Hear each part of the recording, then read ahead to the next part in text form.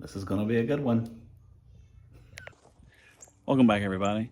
This one I hope is going to be a fun one. It's going to be a little bit of a time gap between now and the end of the video, but I was leaving church today and I walked out and I spotted this little guy laying on the ground. I'll try to get some close-ups and B-roll over here for you so you can see it better. But this is a cocoon, not to be confused with a chrysalis. It's a similar process for metamorphosis. Like butterflies will use a chrysalis, moths use a cocoon. These are made out of silk. This one you can see it has camouflaged itself very well with these oak leaves. And I was walking out of the service. I looked down on the ground and just saw it laying there. Usually they're hanging suspended from a limb, and you know, if I see those, I just leave them. But this guy was on the ground and I didn't want to leave it to get stepped on or something like that, or rained all over and just soaked in a puddle where it might drown. So I decided to bring it home. And what we're going to do is we're going to just pin it up on a plant that we keep in the house already, so it's suspended. I don't know if they have to be suspended in order to go through metamorphosis or not, but we're going to try to make it as close to the way it would be in the wild as we can. And then we're just going to keep an eye on it every day, come take a peek, and eventually we'll have a cool moth. I don't know exactly what kind it'll be yet. I could probably try to Google that and figure out what it might be, but I think it'd be more fun to just be surprised. So stay tuned. For you, it'll be just a few seconds. For me, it could be a couple weeks. I don't know. So we'll just see what happens. 5 weeks later. Well, surprise, surprise. I was expecting it to take about 2 weeks. I kind of Googled what some moth gestation times are for metamorphosis, and that was the consensus, was around 2 weeks. This took over 5 weeks. I had given up on it. I just was leaving it on the plant as kind of a decoration, and just thought it had overwintered. It wasn't going to work for whatever reason. They don't always hatch or metamorphose. Hey, Editor Josh here. Just realized I never actually said what name the caterpillar had, or what species rather. This is a polyphemus caterpillar, or moth, and here's a picture of what they look like. So if you see these guys, they turn into these guys. Thanks. Back to you, Josh. But my daughter texted me a picture while I was just on my way to pick up my other daughter from school and said, "Oh my gosh, look at this. I had missed it. I checked yesterday, didn't see it. It wasn't out." And it had just crawled up. I think I got a picture I can throw up, show what it looked like. It has since started spreading its wings.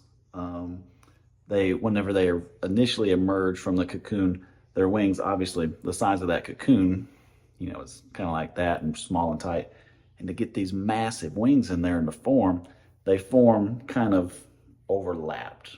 So whenever they come out, they're incredibly vulnerable. They can't fly for, you know, a few hours. They have to sit there. In the sun is usually a more ideal place for this, but I'm going to leave him where he's at for now. I don't want to move him, put him out. He'd start flapping around, let the birds see it. It might take a few extra minutes for him to dry out and stiffen in here, but I think it's worth the wait.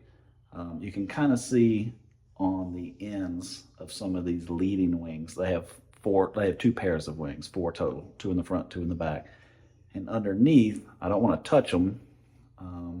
A lot of people think it looks like dust that they get from butterfly wings or moths, but it's actually very, very small scales. I'll see if I can throw up a picture here so you can see what those look like.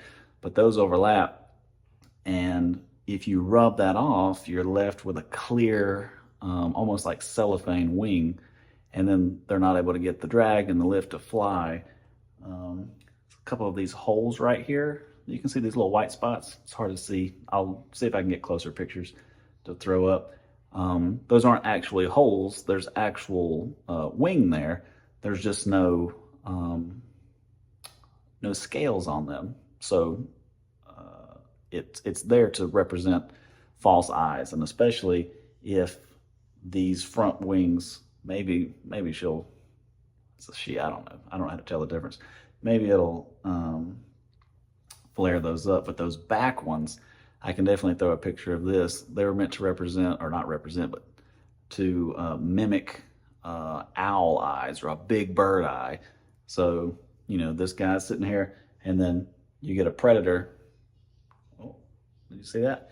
Whenever they're light sensitive, whenever something comes between them and the sun, they will sense that, and whenever they're a little more with it, they will flare those wings, because usually they sit with them like this and they look very much like a leaf. But if they sense that bird and they flare them out, you get these giant eyes that will scare a bird into thinking it's a bigger predator, an owl, which is a bird eater. This was really cool. I was a little bit let down. I thought I was going to have a sad video eventually, maybe, or just not post it at all. But I'm very happy that this worked out.